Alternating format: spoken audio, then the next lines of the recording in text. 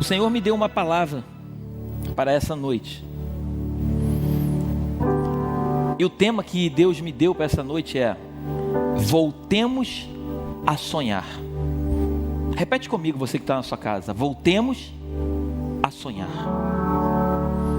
Só quem sonha consegue criar esperança no coração. As pessoas que não sonham, elas não conseguem viver a plenitude daquilo que Deus tem separado para elas. Todo ser humano, ele foi feito para sonhar. Se você não tem sonhos, eu quero nessa noite, em nome de Jesus, eu quero profetizar sobre a tua vida, que Deus vai te dar muitos sonhos. Sonhos grandes, mas sonhos que Ele vai colocar no teu coração para realizar. Eu quero que você na sua casa, que você me acompanhe. Isaías capítulo 6. Você está aí? Vamos lá então. Isaías capítulo 6, o texto diz assim: no ano da morte do rei Uzias, eu vi o Senhor assentado sobre um alto e sublime trono, e as abas de suas vestes enchiam o templo. Serafins estavam por cima dele, cada um tinha 6 asas, com 2 cobria o rosto, com 2 cobria os seus pés, e com 2 voava. E clamavam uns para os outros, dizendo: Santo, Santo, Santo é o Senhor dos exércitos, toda a terra está cheia da sua glória. As bases do limiar se moveram à voz do que clamava, e a casa se encheu de fumaça. Então disse eu: ai de mim, estou perdido, porque sou homem de lábios impuros, habito no meio de um povo de impuros lábios, e os meus olhos viram o Rei, o Senhor dos exércitos. Então um dos serafins voou para mim, trazendo na mão uma brasa viva que tirara do altar com uma tenaz. Com a brasa tocou a minha boca e disse: eis que ela tocou os teus lábios, a tua iniquidade foi tirada e perdoado o teu pecado. Depois disto ouvi a voz do Senhor que dizia: a quem enviarei? A quem há de ir por nós? Disse eu: eis-me aqui, envia-me a mim. Então disse ele: vai e dize a este povo: ouvi e não entendais, vede, mas não percebais. Torna insensível o coração deste povo, endurece-lhe os ouvidos e fecha-lhe os olhos, para que não venha ele a ver com os olhos, a ouvir com os ouvidos e a entender com o coração, e se converta e seja salvo. Então disse eu: até quando, Senhor? Ele respondeu: até que sejam desoladas as cidades e fiquem sem habitantes, as casas fiquem sem moradores, e a terra seja toda assolada. E o Senhor afaste dela os homens, e no meio da terra seja grande o desamparo. Mas se ainda ficar a 10ª parte dela, tornará a ser destruída, como terebinto e como carvalho, das quais, depois de derribados, ainda fica o toco.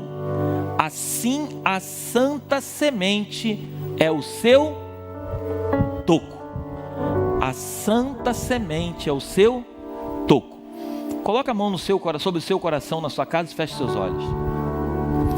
Espírito Santo, sabemos que a tua palavra é rica, e te pedimos esclarecimento dela.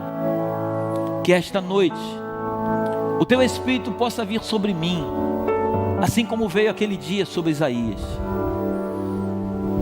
Eu te peço, me dá discernimento e sabedoria para discernir as coisas que vêm de ti.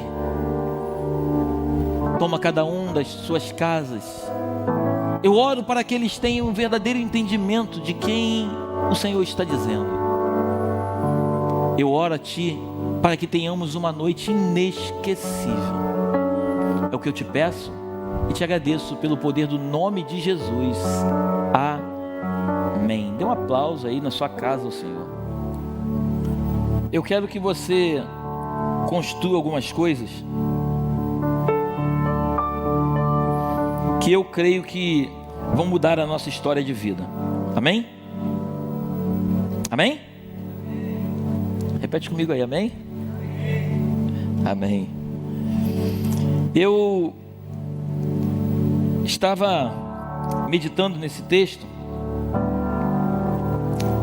e eu pude perceber que o nome Isaías significa o Senhor é salvação. Isaías significa o Senhor é salvação. Isaías foi um profeta de Deus que profetizou aproximadamente 700 anos antes de Jesus. Isaías, nesse momento aqui, Isaías, ele recebe uma visão, ele foi chamado, e é interessante que o texto diz que no tempo do rei Uzias foi um rei da tribo do sul, Judá. Ele começou a reinar com 16 anos de idade, e ele reinou aproximadamente por 52 anos.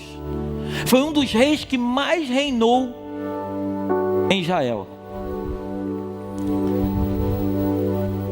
Uzias, ele fez o que era reto ao Senhor, diz as Escrituras. Uzias chegou ao ponto de edificar a cidade de Elate. Uzias foi um rei que Deus honrou tanto Uzias, mas honrou tanto que a fama de Uzias chegou até o Egito. As pessoas ficaram abismadas com o reinado de Uzias, tamanha era a mão de Deus sobre ele. Mas chegou um tempo no reinado de Uzias, que a Bíblia nos conta em 2 Crônicas capítulo 26, depois você lê com calma, 2 Crônicas 26, a Bíblia nos diz que Uzias, certa vez ele entra no templo, ele se encontra com o sumo sacerdote Azarias, e mais 80 sacerdotes, e de repente ele pega incenso para queimar incenso no templo. Ele começou a querer fazer algo que não era para ele fazer. O orgulho, a soberba chegou a um ponto no coração do rei, que o rei se esqueceu para qual motivo ele foi chamado, e ele começou a exercer uma função que não tinha nada a ver com aquilo que Deus havia colocado sobre os seus ombros. E o que eu quero nessa noite é que você se conecte comigo, e que você entenda onde o Senhor quer nos levar essa noite. O problema não é começar, o problema é como terminar. O apóstolo Paulo, ele foi incrível, desde o seu começo até o final. Ele chega ao ponto de dizer que ele combateu o bom combate, ele encerrou a carreira e ele guardou a fé. Deus, ele tem nos chamado para uma missão. Aquilo que nós estamos vivendo nos dias de hoje é para que nós possamos viver isso, mas não com o propósito de viver os dias atuais. Mas assim como o profeta Isaías, há 700 anos antes de Cristo, ele teve essa visão, ele teve esse encontro com o Senhor. E hoje, 2.700 anos depois, nós estamos aqui falando desse profeta e das coisas maravilhosas que ele viveu. Deus está permitindo que eu e você possamos passar por um processo, para que nós possamos falar de tudo isso lá na frente, dando um testemunho vivo de quem Ele é na nossa vida, e mostrar para as pessoas que quando nós acreditamos naquilo que Deus começa a fazer, Ele é fiel para terminar. E aquilo que nós estamos vivendo hoje, creia você na tua casa, o que você está vivendo hoje não é o fim, mas é o começo de coisas poderosas. Por isso Deus me colocou no coração esse tema: voltemos a sonhar, porque os nossos sonhos não se acabam aqui.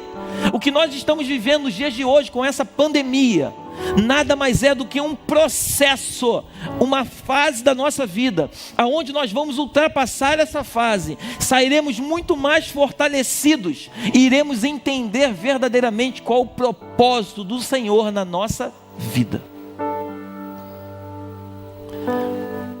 Mas eu estava aqui meditando e eu pude perceber que a primeira coisa que Isaías percebeu é como ele era pequeno diante da grandiosidade, da majestade do Senhor. A Bíblia nos conta, mas nós acabamos de ler que a cauda das vestes do Senhor, elas cobriam o templo. Então Isaías pôde perceber quão pequeno ele era. Isaías pôde perceber que, você repara que Deus, quando se apresenta para ele, o Senhor, os serafins, não vem julgar dizendo que ele era isso ou que ele era aquilo, mas Isaías por si só, ele percebeu, quando ele estava diante da sua majestade, como os seus lábios eram impuros, e como ele habitava junto a um povo de impuros lábios. Assim somos nós, quando estamos diante da grande majestade, não existe a possibilidade de nós continuarmos sendo quem nós éramos. Se você, quando tem um encontro com Cristo, se você ainda não entendeu isso, eu peço ao Espírito Santo de Deus que te toque nesta noite, para que você entenda que quando você se encontra com o Senhor, a primeira coisa que você precisa reconhecer é o teu tamanho diante dele, e a segunda coisa é que você perceba que para ficar diante da sua santidade, não pode ter iniquidade. Sem santificação, ninguém verá o Senhor. O que me deixa muito apaixonado é que o texto diz que os serafins, quando eles voavam, quando eles cantavam, santo, santo, santo é o Senhor, os umbrais, o templo tremia. E a minha pergunta para você é, você imagina os serafins cantando e o templo mexendo? Isso eu estou falando dos serafins, eu não estou falando do Senhor. E eu quero que você essa noite perceba que esse mesmo Deus que se apresentou há 2.700 anos atrás para Isaías, é o mesmo Deus que se apresenta todos os dias para mim e para você. E essa grandiosidade que nós acabamos de ler, ela continua a mesma. Esse poder e essa glória que apareceram para Isaías, é a mesma forma que ele se apresenta nos dias de hoje. E por que você trata o teu Deus de uma forma qualquer? Por que você enxerga o teu Deus de uma forma completamente diferente daquilo que Isaías enxergou? Da forma que Isaías enxergou é a forma que o Senhor se apresenta todos os dias para mim e para você. Ele é Senhor dos senhores, Ele é Rei dos reis, Ele é majestade. O seu tamanho não cabe nesse templo. A grandiosidade do seu poder é tão grande, mas tão grande, que eu e você não temos capacidade, não temos condições de poder olhar para a sua face, que diz as Escrituras, senão nós somos fulminados. Tamanha a sua glória. É desse Deus que eu quero falar com você nessa noite. É desse Deus que não perdeu o controle diante de tudo que está acontecendo. É desse Deus que você fica meio perdido na sua casa, escutando informação aqui, informação ali, governantes aqui, governantes ali, ministro da saúde aqui, ministro da saúde ali. Você escuta notícia de tudo que é lado. Você às vezes se agarra na esperança, daqui a pouco você está agarrado ao medo. Se agarra à esperança e se agarra ao medo. Ei, deixa eu te dizer uma coisa em nome de Jesus. É esse Senhor que Isaías viu há 2.700 anos atrás. É esse mesmo Senhor que continua nos dias de hoje, com o controle nas suas mãos, dizendo para você e para mim: ei, não fique preocupado, eu tenho controle de todas as coisas. Sou eu quem coloco o governante, sou eu quem tiro. Sou eu que permito pandemia, sou eu que tiro a pandemia. Sou eu que permito o caos na economia, e sou eu que ao mesmo tempo, logo em seguida, trago a prosperidade sobre o meu povo. Ei, sou eu que tenho o controle. Não são os governantes que vão mudar o nosso país. Não são as autoridades que vão mudar o nosso país. Sabe quem vai mudar o nosso país? Sou eu e você, um povo que clama, que dobra o nosso joelho e que pede para que o Senhor tenha misericórdia de nós, e que Ele, assim como Ele se apresentou para Isaías, Ele possa se apresentar para mim e para você. Ei, mas entenda uma coisa: quando Ele se apresentar para mim e para você, nós precisamos entender esse texto na profundidade dele. Nós precisamos reconhecer em primeiro lugar que não existe possibilidade de estar diante da sua majestade com a sua vida completamente contaminada, a primeira coisa que nós precisamos é purificar os nossos lábios. A primeira coisa que nós precisamos é limpar os nossos lábios. A Bíblia diz que a boca fala do que o coração está cheio. Quando você vai limpar os teus lábios, antes de limpar os teus lábios, limpa o teu coração. Mas antes de limpar o teu coração, limpa a tua mente. Porque os pensamentos, eles começam na nossa mente, eles são gerados no nosso coração e depois eles vêm para os nossos lábios. Se você tem uma boca, uns lábios contaminados, creia que essa contaminação não vem dos teus lábios, mas vem do teu coração, que automaticamente vem da tua mente. Por isso o apóstolo Paulo diz que nós temos que renovar a nossa mente. Nós temos que pensar em coisas boas, em coisas agradáveis, coisas que trazem edificação. Por isso a fé é algo que não pode ser falado, mas é algo que precisa ser vivido. O profeta Isaías, quando ele tem aquela visão, ele vê ali serafins com 6 asas. Os serafins, eles com 2, eles tampavam os rostos. Sabe por quê? Porque tamanho era a glória de Deus sobre aquele lugar. A humildade precisa ser estabelecida sobre o teu coração. Deus não trabalha com pessoas que têm posição. Deus trabalha com pessoas que têm humildade. Não importa o que você tem, nem tampouco aquilo que você carrega, mas sim a simplicidade e a humildade que existe dentro de você. E eu canso de dizer neste altar, humildade não é usar roupas simples. Humildade é você reconhecer que sem o Senhor você não é nada. Isso é humildade. Os serafins reconheciam que eles não podiam olhar para a sua majestade. Com outras 2 asas eles tampavam os pés. Pés são sinônimos de humildade. Nós precisamos entender quem somos diante da sua majestade. Nós precisamos nos colocar no nosso lugar e dar lugar àquele que realmente merece lugar de honra na nossa vida. Quando você traz o medo, quando você traz a preocupação para dentro de você, você está dizendo simplesmente para o Senhor, em outras palavras: Deus, eu confio em Ti, mas nesse momento eu acredito que as coisas vão acontecer como elas estão se estabelecendo nesse momento. É assim que você está dizendo para o Senhor. O povo de Deus não pode ser um povo oscilante, que hoje está cheio de fé e amanhã está com pouca fé. Não, nós precisamos ser constantes no Senhor. Precisamos acreditar que o mesmo Deus que esteve com Isaías há 2.700 anos atrás é o mesmo Deus que se apresenta para mim e para você nesta noite. A única diferença é que os nossos olhos não estão contemplando a face dele como Isaías contemplou. Mas a palavra de Deus diz que é bem-aventurado são aqueles que não veem, mas creem. Por mais que você não veja, creia de todo o teu coração. Jesus, quando ele se apresenta para os discípulos, a coisa que ele mais quis colocar entranhado dentro deles foi a fé. Chega um ponto que eles estão no barco, Pedro sai do barco para andar com Jesus, ele começa a afundar. Jesus olha para ele e fala assim: ei, homem de pequena fé, você não sabe quem eu sou? Você não anda comigo, não vê os milagres? Por que quando você estava fitado em mim, você conseguiu andar, e quando você tirou os olhos, você começou a afundar? Por que a tua visão em mim, Pedro, ela não é constante? Por que a sua visão em mim, Pedro, ela fica oscilando? Deus está falando com você que está em casa nesta noite. Seja firme no Senhor. Creia que independente de toda e qualquer situação que possa estar aparecendo, Deus tem o controle de todas as coisas. E é tempo de voltar a sonhar. É tempo de voltar a exercer o chamado do Senhor na nossa vida.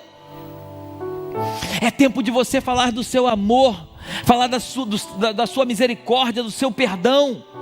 É tempo de você ligar para as pessoas que você conhece, que estão intimidadas, e dar uma palavra de ânimo para ela, dizendo: ei, meu irmão, ei, não importa o que você está vivendo, creia no teu coração. Creia no teu coração que Deus vai fazer a diferença. Isaías, ele viveu num tempo em que o rei Uzias, depois de permitir que o orgulho e a soberba subisse ao seu coração. Depois que Uzias entra no templo, a Bíblia diz que o sumo sacerdote Azarias e mais 80 sacerdotes começam a repreender o rei. O rei fica irado, diz a Bíblia em 2 Crônicas 26. O rei fica irado e de repente aparece na testa do rei uma lepra. Eles, quando vê aquela cena, eles vão lá, tiram o rei de dentro do templo, porque afinal de contas, o rei não poderia estar contaminado dentro do templo. A Bíblia diz que o final da vida do rei Uzias foi morar em uma casa. Ele foi colocado em uma casa separada, e ele morreu isolado daquilo que Deus havia prometido para ele. Então Isaías estava presenciando algo incrível. Isaías estava presenciando a saída de um grande rei, mas a chegada do rei dos reis. Um rei estava saindo de cena, e não estava entrando um outro rei, mas estava entrando em cena o próprio Rei dos Reis, Senhor dos Senhores. O que o Senhor estava dizendo para Isaías é: Isaías, não importa quem reina e quem deixa de reinar, o que importa é que o reino de Israel sempre esteve sob o meu controle. Assim o Senhor diz nesta noite para mim e para você: não importa quem são os governantes do Brasil, não importa quem são aqueles que estão certos e nem tampouco aqueles que estão errados, o controle do governo ainda continua nas mãos do Senhor. E a minha pergunta para você que está em casa nessa noite é: se o Senhor está governando, você acredita de verdade que existe alguma possibilidade de nós perecermos? Você acredita de verdade que um Deus amoroso, um Deus de amor, vai permitir que o seu povo seja envergonhado? O que me deixa muito feliz também nesse texto de Isaías capítulo 6, é que Deus começa a falar que viria um jugo sobre aquela nação, que Deus iria permitir que eles ouvissem, mas não entendessem, que eles iriam ver, mas não iriam enxergar. O que Deus estava dizendo para aquele povo é que eles não estavam entendendo nada daquilo que estava acontecendo. Mas o que me deixa apaixonado é que no último versículo diz que de um rebento, de um renovo, Deus nos deu no começo desse ano um tema para essa igreja que chama-se o Ano do Renovo. Muito antes de tudo isso acontecer, Deus havia colocado no nosso coração, meu e da minha esposa, uma palavra chamada renovo. E quando você vai para a Bíblia com calma buscar o significado da palavra renovo, a palavra renovo nos submete automaticamente à pessoa de Jesus Cristo. O que o profeta estava dizendo, o que o Senhor estava dizendo para o profeta há 2.700 anos atrás, era: olha, daqui a 700 anos virá um renovo sobre esta nação. Tudo que está acontecendo agora irá ser mudado. De onde parecia ter morte, vai sair vida. De onde parecia não ter mais solução, a solução vai chegar. Você consegue colocar para mim aqui, Cristian? Isaías capítulo 4, versículo 2. Naquele dia, o renovo do Senhor será de beleza e de glória, e o fruto da terra, orgulho e adorno para os de Israel que forem salvos. Coloca para mim Jeremias 23, 5. Eis que vem dias, diz quem? O Senhor, em que levantarei a Davi um renovo justo, e rei que reinará e agirá sabiamente, e executará o juízo e a justiça na terra. Coloca para mim Zacarias capítulo 6, versículo 12 e 13. E diz-lhe: assim diz o Senhor dos exércitos, eis aqui o homem cujo nome é renovo. Ele brotará do seu lugar e edificará o templo do Senhor. 13. Ele mesmo edificará o templo do Senhor e será revestido de glória. Assentar-se-á no seu trono e dominará. E será sacerdote no seu trono e reinará a perfeita união entre ambos os ofícios. Jesus é o renovo. Jesus é o rebento. Jesus é aquele que há 2000 anos atrás veio a esse mundo para nos trazer esperança. E a mesma esperança que Ele trouxe para o povo de Israel é a mesma esperança que Ele trouxe para mim e para você nos dias de hoje. Creia no teu coração que quando nós andamos com Jesus, por mais que as coisas pareçam difíceis, mas elas acontecerão da forma que o Senhor determinou, porque o nosso Senhor é o mesmo Senhor de ontem, é o mesmo Senhor de hoje e será o mesmo Senhor de amanhã. A palavra de Deus nos conta que existia um profeta chamado Eliseu. Abre para mim, por favor, 1 Reis 17. Dispõe-te e vai a Sarepta, que pertence a Sidom, e demora-te ali, onde ordenei a uma mulher viúva que te dê comida. Deus havia dado uma ordem para Elias, o profeta, dizendo para que Elias fosse até Sarepta, que ali Deus levantaria uma mulher que iria sustentar o ministério de Elias. Esse momento era no momento que não estava chovendo em Israel. E aí Deus, quando manda o profeta ir até Sarepta, coloca no versículo 10. Então se levantou e se foi a Sarepta. Chegando à porta da cidade, estava ali uma mulher viúva apanhando lenha. Ele a chamou e lhe disse: traze-me, peço-te, uma vasilha de água para eu beber. Indo ela buscá-la, ele a chamou e lhe disse: traze-me também um bocado de pão na tua mão. Porém ela respondeu: tão certo como vive o Senhor teu Deus, nada tenho cozido. Há somente um punhado de farinha numa panela e um pouco de azeite numa botija. E vês aqui, apanhei 2 cavacos e vou preparar esse resto de comida para mim e para meu filho. Comê-lo-emos e morreremos. Elias lhe disse: não temas. É essa palavra que eu quero trazer para você nessa noite. Não temas, apenas creia. Não temas, apenas creia. O inimigo, ele age de uma forma na mente do ser humano, fazendo com que o ser humano possa pensar nas piores hipóteses que podem existir. E quando você permite que a tua mente seja levada para um lugar aonde não é o lugar que Deus quer te levar, é aí que a tua mente fica confusa e você deixa de ser quem você é e passa a exercer um chamado que Deus nunca colocou sobre você. Em outras palavras, imagine, olha para mim, imagine aqui, Deus tendo promessas para você do meu lado esquerdo, e o inimigo da tua alma trazendo desespero para a tua vida do lado direito.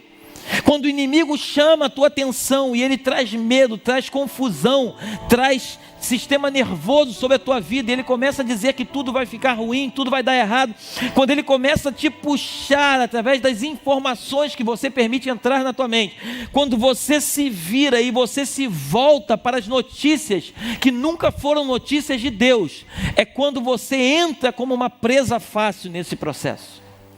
Mas quando você não permite que esses dardos penetrem na tua mente, e quando você está focado somente para o alvo, para a salvação, para a soberana vocação de Cristo Jesus sobre você, é nesse momento que a tua mente está blindada com as coisas boas que o Senhor tem para você. É no momento em que Deus começa a te revelar o tamanho do amor que Ele sente por ti, o tamanho do processo que Ele quer fazer na tua vida, como Ele quer te usar, como Ele quer te revelar, como Ele quer falar contigo, porque assim foi com Isaías.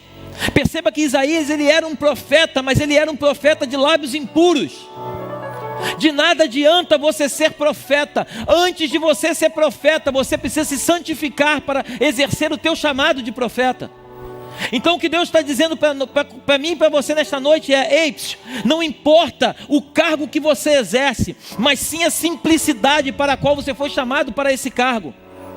Não importa a posição em que Ele te colocou, mas sim aquilo que ainda está proposto no teu coração desde o começo do teu chamado.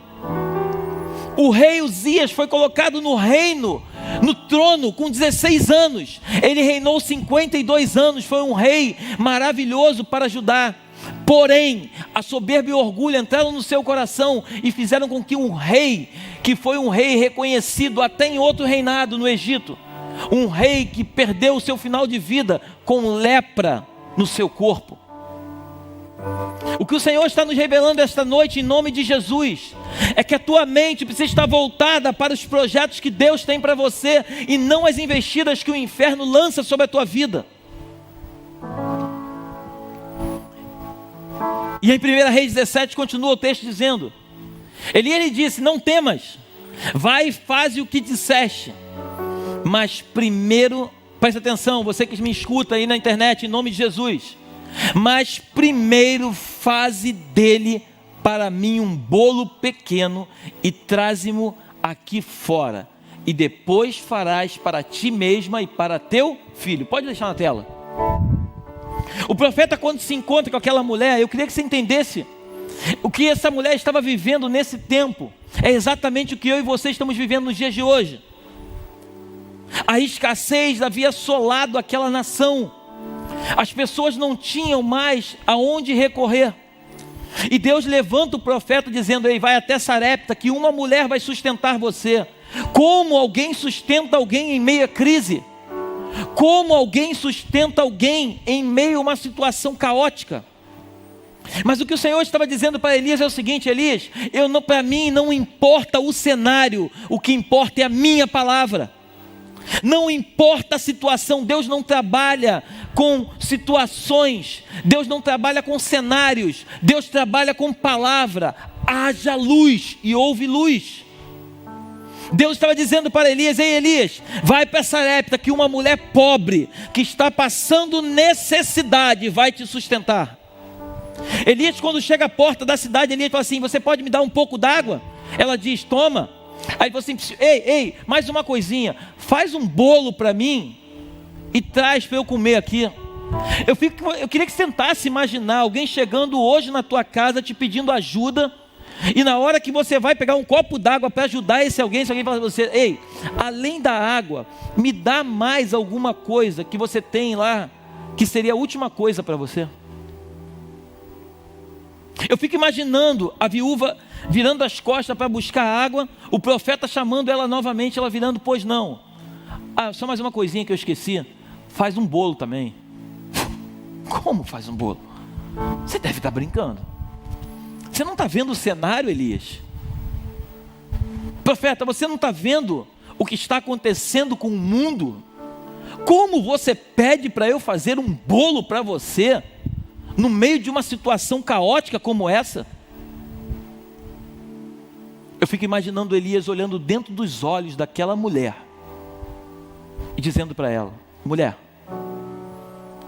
antes de você fazer um bolo para você e para o teu filho comer e vocês morrerem, faz primeiro para mim, que sou profeta de Deus, que representa o próprio Senhor nesse momento.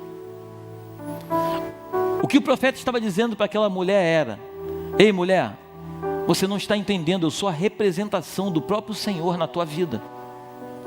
A palavra de Deus em Mateus capítulo 6, versículo 33 diz que nós devemos buscar em primeiro lugar o Senhor, e todas as demais coisas nos serão acrescentadas.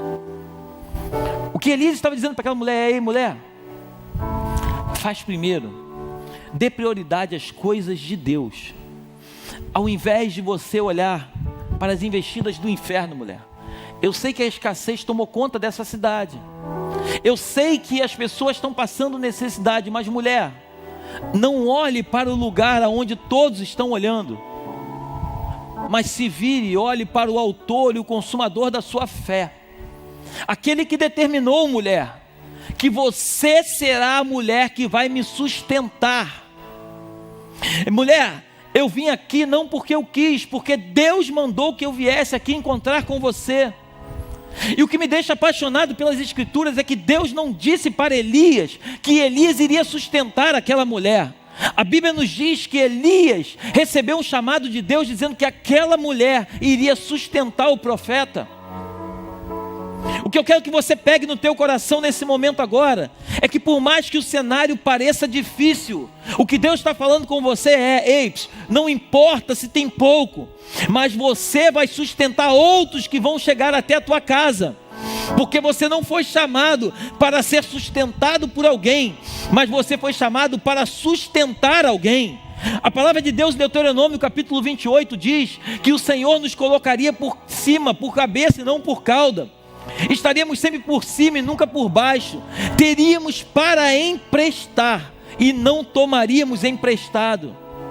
E talvez você me diga: mas pastor, isso é tudo muito bonito, mas eu não estou vivendo isso. Sabe por que você não está vivendo? Porque os teus olhos estão voltados para aquele que você não precisava dar ouvidos. A tua mente está cauterizada nas notícias que essa televisão maligna tenta imputar sobre a tua mente. Você precisa se desconectar de tudo isso, dar um corte e se voltar para o autor e o consumador da tua fé. Você precisa dar ouvidos àquele que te chamou, que te gerou. A palavra de Deus diz que você, quando estava no ventre da sua mãe, estava sendo gerado por Ele, e Ele ali já havia escrito linhas a teu respeito. E eu te pergunto: pode um pai estar esperando um filho nascer e escrever linhas dizendo que ele vai ser uma pessoa que vai passar necessidade, que vai passar por situações difíceis? Não! Tudo isso nada mais é do que um processo para fazer você crescer. Nós só crescemos, como disse minha esposa no domingo, nós só crescemos quando estamos debaixo de pressão. Quando a pressão vem, é onde o melhor de nós sai. A uva, ela precisa ser prensada para que saia o melhor vinho. A azeitona, ela precisa ser moída para que o verdadeiro azeite possa escorrer dela. Eu e você, em alguns momentos, precisamos ser apertados por Deus para que o melhor de nós possa fluir. Creia no teu espírito que aquilo que Deus tem para você é muito maior do que a tua mente pode imaginar. A palavra de Deus diz que os pensamentos dele são muito maiores do que os nossos. As promessas dele são muito maiores do que aquilo que nós esperamos. Uma coisa a Bíblia diz é esperar no Senhor, e a outra coisa é acreditar naquilo que Ele tem para nós.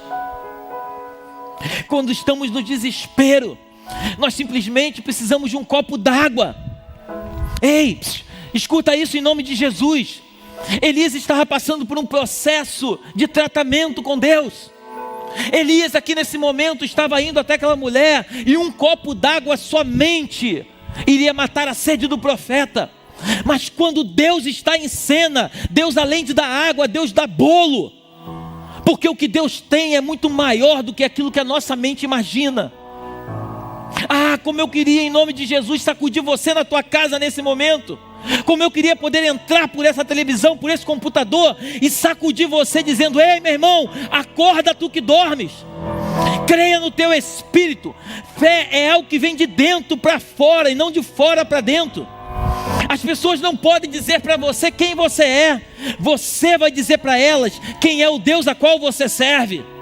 O mundo pode estar um caos, a economia pode estar quebrada, o mundo pode estar falido. A minha esperança não é o mundo, a minha esperança é o Senhor, o Deus Altíssimo, o Deus que tem o controle, o Deus que permitiu que uma pandemia mudasse por completo o cenário de economias que achavam que estavam num patamar de sucesso.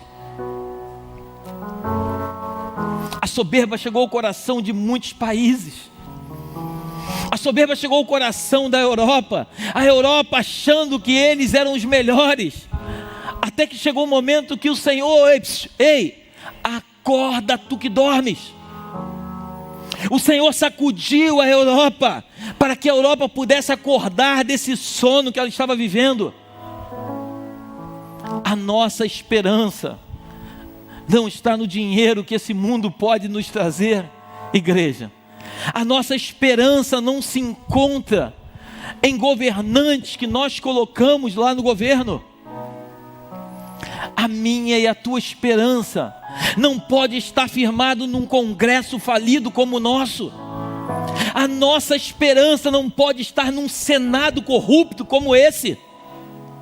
A nossa esperança, igreja, a nossa esperança é o Senhor. Ah, mas pastor, estão tentando. Ops, eu não me importo com o que estão tentando, eu me importo com aquele que tem a última palavra. Se ele disser que nada vai mudar, nada muda. Mas se ele piscar os olhos e der um estalo nos dedos, as coisas mudam de um dia para a noite. A tristeza pode durar uma noite, mas a alegria, ela vem pela manhã. E eu quero continuar. Traz-me aqui fora, e farás para ti mesmo e para teu filho. 14. Porque, entenda uma coisa, Elias, ele era o próprio Senhor representado naquele momento. Um profeta, assim como Isaías. Isaías era um profeta, mas Isaías era um profeta com lábios impuros.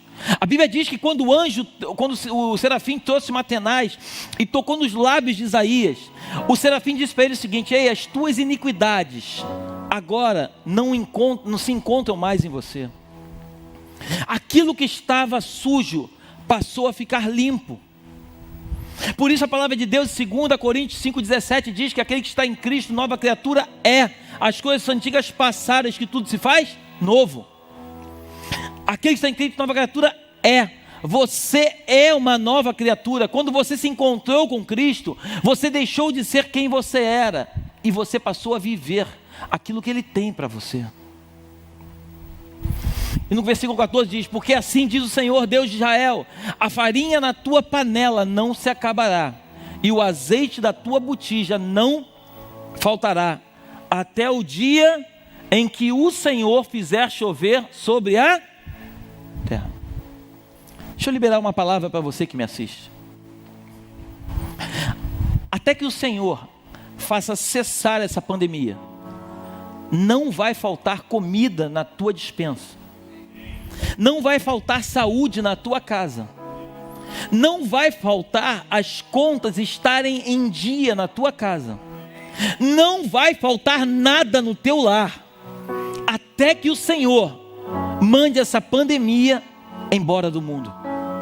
Creia somente. O Senhor te chamou para crer. O Senhor não te chamou para inventar a roda. O Senhor não te chamou para fazer coisas diferentes. O Senhor te chamou para crer.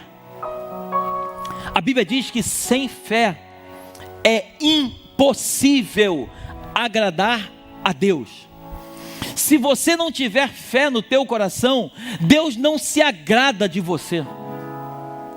Não adianta você orar 3 vezes ao dia, mas se a tua fé não estiver intrínseca dentro de você, você não vai conseguir agradar ao teu Deus.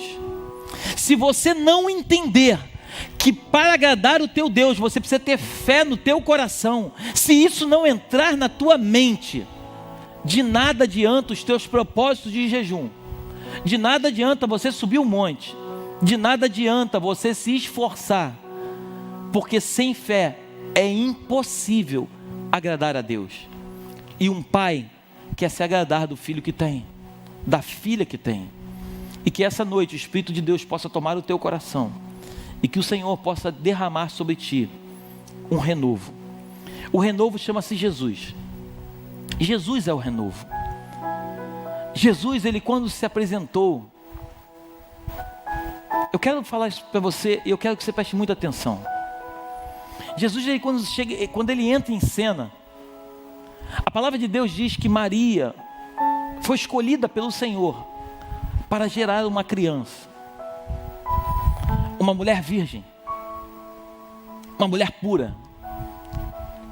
Quando Maria fica grávida de Jesus, a Bíblia diz que Jesus, ele nasce num lugar completamente improvável. Maria teve Jesus em um lugar onde normalmente não se tem ninguém. O menino cresceu. A palavra de Deus diz que aos 12 anos, Jesus ensinava no templo. Chega um momento em que eles vão para celebrar a festa. Quando eles voltam no meio daquele povo, cadê Jesus? Cadê Jesus? Jesus havia ficado em Jerusalém. Aquele desespero toma conta das pessoas e principalmente dos pais, porque eles não perderam qualquer coisa, nem tampouco um filho. Eles perderam a salvação. Eles perderam a coisa mais importante que o Senhor havia entregue nas mãos deles. Jesus não pode sair de cena na tua vida. Você não pode perder Jesus. Você não pode esquecer aonde você conheceu Jesus. Você não pode deixar Jesus para trás. Certa vez eu preguei aqui, eu disse que a gente só perde aquilo que não está diante dos nossos olhos. Só se perde aquilo que não se dá importância. Só se perde aquilo que você não coloca os teus olhos firmes no propósito para o qual aquilo é importante para você. Seus pais voltam até Jerusalém. A Bíblia diz que Jesus está no templo, ensinando. Enquanto os que perderam Jesus estavam desesperados, Jesus continuava com a mesma mansidão que o Senhor havia colocado sobre ele. Porque Jesus nunca perde o controle.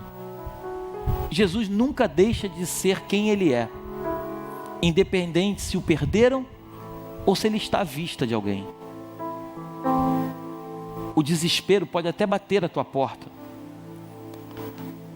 A necessidade pode até estar te sufocando de uma tal forma que você não sabe mais aonde vai encontrar forças para lutar contra tudo isso.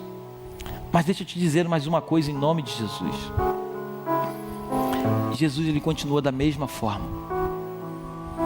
Jesus continua sendo Jesus. O que você precisa é, assim como Maria e José,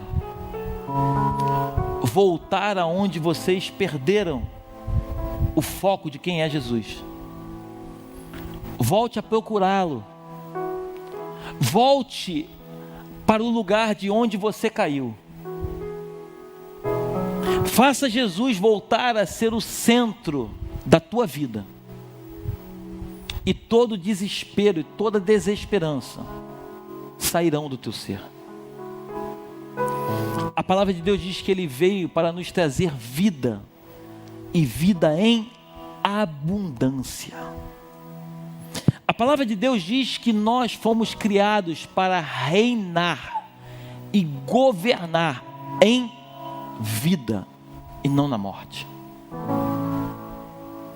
O desespero não pode tomar a tua mente. O desespero não pode entrar no teu coração. A preocupação, ela não pode fazer parte do teu ser. Porque toda preocupação, daqui a pouco, ela se torna um desespero. Pastor, mas tem muitas pessoas sendo mandadas embora. Ei, deixa eu te dizer mais uma coisa em nome de Jesus. Jesus tem o controle de todas as coisas. E se acontecer alguma coisa com você, creia que não aconteceu, não foi por um acaso. Foi porque Ele permitiu que acontecesse. Porque você, na tua ingenuidade, você não consegue enxergar além daquilo que os teus olhos naturais veem. Mas Jesus, Ele não vê o hoje, Ele vê o amanhã. O teu amanhã é o presente dele. Aquilo que parece futuro para você é presente para ele. A Bíblia diz que ele é o alfa, mas ele também é o ômega. Ele é o princípio, mas ele também é o fim. A Bíblia diz que quando tudo foi criado, ele já existia. E quando tudo for acabado, ele vai continuar existindo, porque ele é Jesus. Que o Senhor essa noite derrame sobre a tua vida uma unção de graça e de sabedoria. O inimigo, ele bate muita panela, mas essas panelas fazem muito, mas muito barulho, mas não afetam. Entenda uma coisa, faz muito barulho, mas não afetam aqueles que são inabaláveis. Aonde você tem construído a tua casa? A tua casa foi construída sobre a rocha que é Jesus? Ou a sua casa está construída sobre a areia? Porque os rios, os ventos, são para todos. O que vai determinar a ruína ou não da tua edificação é o lugar aonde ela foi construída. A tua esperança é o Senhor. A tua alegria é o Senhor. A palavra de Deus chega ao ponto de dizer que a tristeza salta de alegria. Diante do Senhor, até a tristeza salta de alegria. Esse é o Deus que foi apresentado para você e para mim. Um Deus que nos chamou para que nós possamos viver o melhor, a plenitude daquilo que Ele tem para nós. Não perca a esperança. Não perca a esperança. Voltemos a sonhar. Volte a sonhar. Eu não sei você, mas eu tenho sonhado com dias maravilhosos. Eu tenho sonhado com dias incríveis. Eu creio que quando tudo isso passar, não perca a esperança. O Senhor te ama. O Senhor tem visto as tuas lágrimas. Ele tem recolhido cada uma delas. O Senhor tem visto a tua tristeza. O Senhor tem visto as tuas lutas. O Senhor tem visto a tua preocupação achando que não vai dar certo. Deixa eu te dizer mais uma coisa em nome de Jesus. Já deu certo. Já deu certo, não vai dar certo, já deu certo. Porque tudo que está acontecendo está no propósito daquele que te criou. Tudo que está acontecendo está no controle das tuas mãos. Ei, a palavra de Deus diz que da palma das mãos dele, é o que está escrito nesse livro, ninguém pode nos arrebatar da palma das suas mãos. Ninguém tira eu nem você. E por que você está desesperado? Descansa no Senhor. Ele é o nosso refúgio, a nossa fortaleza. Ele é o socorro bem presente nos momentos de aflição. Que o Senhor nessa noite traga ao teu coração paz e refrigério. É o que eu peço em nome de Jesus. E que Ele abençoe a tua casa e a tua família em nome de Jesus. Amém.